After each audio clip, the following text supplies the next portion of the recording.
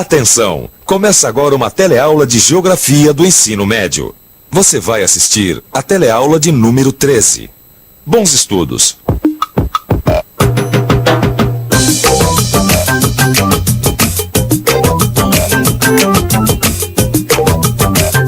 Fala pra gente aí, o que é meteorologia? Meteorologia é a previsão do tempo. É o que cuida do tempo. É uma ciência que estuda o clima, os tempos. Sim, é o estudo das ações do tempo, dos fenômenos naturais de tempo. As pessoas têm uma ideia do que é meteorologia, mas a maioria delas pensa que meteorologia é simplesmente a previsão do tempo, saber se vai fazer sol ou se vai chover. Mas a meteorologia é muito mais do que isso. É uma das ciências que nos ajuda a compreender os diversos climas da Terra. E clima é o tema da nossa teleaula de hoje. Nesta teleaula você vai ver as mudanças de clima no passado e no presente. Vai aprender como a meteorologia ajuda a compreender os processos atmosféricos e ver como atualmente a atividade humana contribui para alterar os fluxos de energia do planeta. Essa teleaula está começando, dando destaque para nossa principal fonte de energia, o Sol.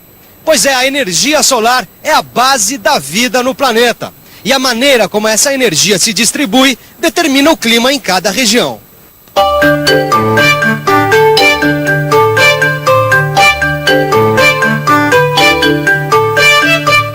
A energia do Sol é recebida de maneira desigual na esfera terrestre. É um dos fatores que origina os diferentes climas na Terra. O calor e a umidade são redistribuídos na superfície através de mecanismos na circulação atmosférica e das águas. Existe uma ciência que ajuda a compreender esses fenômenos. Essa ciência é a meteorologia. É com o auxílio da meteorologia que nós podemos compreender melhor a origem dos climas da Terra. A meteorologia nos ajuda também a compreender as mudanças climáticas através dos tempos, porque os climas da Terra também têm história. A tropical e úmida Amazônia, por exemplo, já foi uma região muito seca. Esse clima que não existe mais é chamado de paleoclima. Para a gente entender como que um geógrafo descobre que uma região teve um clima diferente no passado, vamos dar uma paradinha para pensar. Vamos pensar um pouco. Cada tipo de clima tem características que são visíveis na paisagem e influem nas espécies vegetais e animais. Quando o geógrafo encontra vestígios na paisagem, em rochas ou fósseis, de formações e de vida característica de um clima diferente do atual, é sinal que antigamente o clima era outro.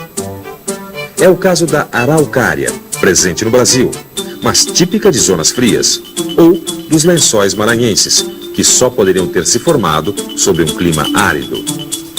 Lençóis maranhenses são dunas no Maranhão. Exatamente, que é um estado que tem essa paisagem típica de clima tropical. Bonito, né? Olha, e esses campos de dunas só poderiam se formar em clima árido. Exatamente, que hoje em dia é típico de regiões como a Arábia Saudita, por exemplo. Essas mudanças de clima do passado foram globais. Tiveram causas naturais, como as grandes glaciações, períodos em que houve um resfriamento da atmosfera. Mais de 1,5 milhão de anos atrás, a Terra teria tido o primeiro período glacial, quer dizer, de resfriamento da atmosfera. A dinâmica das águas e a vida nos continentes foi profundamente afetada. No total, a Terra teria passado por 4 períodos de glaciações, o último há 75 mil anos. Esse resfriamento alterou radicalmente os fluxos de energia na superfície. A calota polar do hemisfério norte se expandiu a tal ponto que chegou até o continente americano. Essas mudanças de fluxo de energia na superfície da Terra são objetos de estudo da meteorologia, que analisa os fenômenos atmosféricos e ajuda a compreender as diferenças climáticas do planeta. Existe um ramo da geografia que se dedica especialmente à análise do clima. É a climatologia, que se preocupa tanto com os grandes conjuntos climáticos da Terra, os macroclimas, como as pequenas variações climáticas locais, os microclimas. O estudo do microclima analisa, por exemplo, o fato de no interior das grandes cidades existir até 5 graus de diferença entre uma faixa iluminada pelo sol e uma outra na sombra. Essa diferença de temperatura produz bolsões de calor nas áreas onde existe grande concentração de construções. Você vê, Gil, São Paulo, Tóquio, Nova York, Madrid, são exemplos de aglomerações urbanas que produzem esses bolsões de calor. Pois é, são metrópoles cheias de construções que influenciam no clima local. Exatamente, é o que se chama de variação de microclimas. E o macroclima? Mede que tipo de variação? Os macroclimas respondem ao comportamento das massas de ar na superfície da Terra e às condições geográficas, como a altitude, a distância do mar ou a distância relativa ao Equador, a latitude. Tudo isso se destaca na avaliação dos macroclimas. E os dois indicadores básicos que o geógrafo usa para construir mapas sintéticos são a temperatura e as precipitações, em forma de chuva ou neve. Com os dados de temperatura e precipitação, são construídos mapas que mostram a distribuição de regiões que têm a mesma temperatura, que são os isotermas, e a mesma quantidade de precipitação de chuva ou neve, as isoietas. Temperatura e índice de chuva ou neve são dados que os geógrafos utilizam para elaborar um gráfico que serve para comparar os climas do planeta. Esse gráfico é chamado de climograma. Climograma como este de São Paulo, que mostra variações térmicas e de precipitação. Um climograma é a representação da variação climática da temperatura e do índice de chuva em um ano.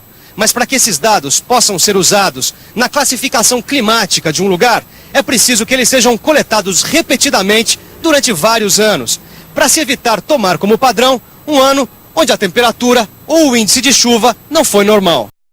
Mas, Vicente, quer dizer que eles medem o quanto chove e qual é o clima do lugar todos os dias, várias vezes? Exatamente. Até terem dados que podem ser considerados uma média confiável e aí construir um climograma. Bom, Vicente, quer dizer que o climograma é um gráfico que mostra a relação entre a temperatura e a umidade, é isso? Exatamente. Olha só o que eles fazem com o clima de Brasília, por exemplo. Aqui mostram quantos milímetros de chuva tem a cada mês e qual a temperatura média. Com isso, eles desenham um gráfico que mostra a relação direta entre a umidade e a temperatura. Aqui a gente vê direito que as médias de temperaturas de Brasília são elevadas e que a umidade é menor durante o inverno. Esse climograma mostra que o clima de Brasília é tipicamente tropical, quente e úmido, com uma estação bem seca no inverno. Com os climogramas, podemos classificar os climas e comparar os diversos tipos. Por exemplo, Brasília a gente viu que é tropical. Este outro, de Assuã, é desértico. Podemos ver que tem pronunciada queda no nível de chuvas e maior variação térmica. Os climogramas refletem as características dos vários tipos de clima: semiárido, temperado, frio. Estão todos aí no seu livro de estudos, vale a pena dar uma olhada. Mas os climas da Terra continuam mudando e uma das causas dessa mudança é a intervenção do homem. Os gases, a poluição, as partículas lançadas na atmosfera, tudo isso está provocando um aquecimento no planeta, resultando o chamado efeito estufa. Os efeitos podem ser catastróficos, porque um aumento de 4 graus na temperatura média do planeta poderia fazer o nível dos mares subir 5 metros e provocaria o desaparecimento de ilhas e cidades litorâneas.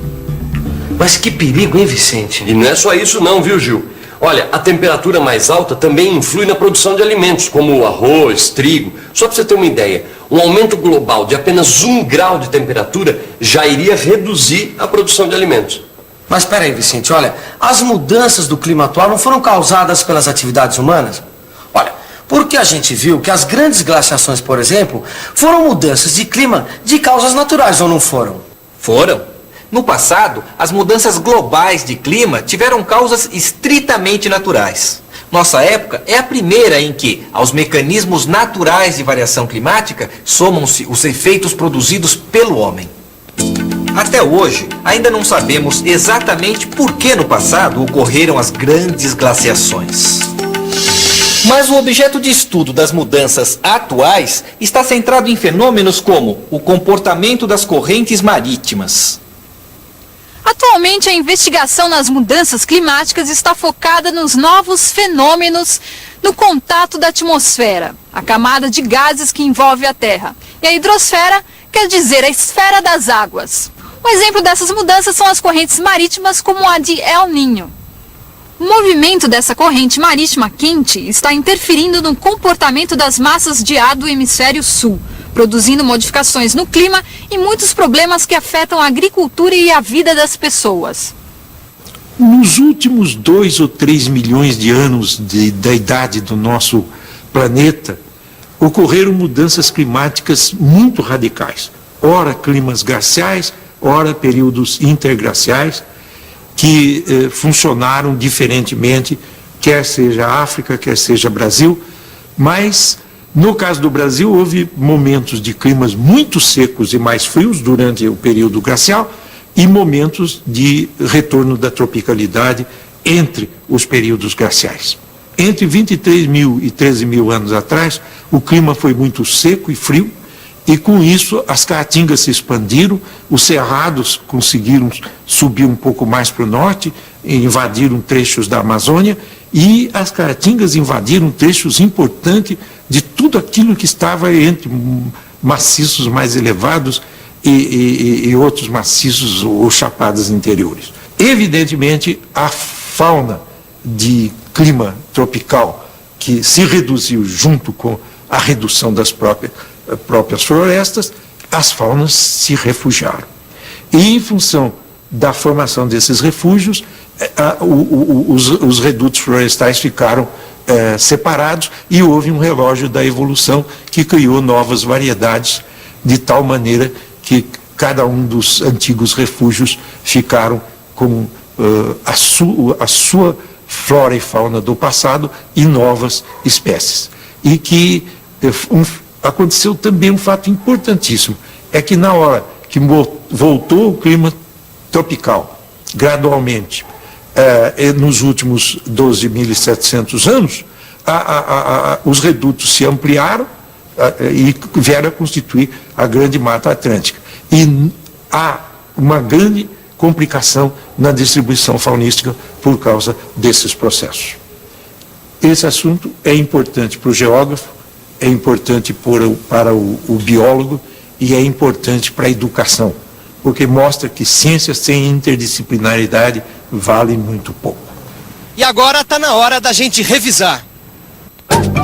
E atenção, se liga aí que é hora da revisão. Na teleaula de hoje, você aprendeu que no passado, as grandes glaciações provocaram mudanças no clima. Viu que esses climas que não existem mais são chamados de paleoclimas e estudados através de seus vestígios ainda encontrados.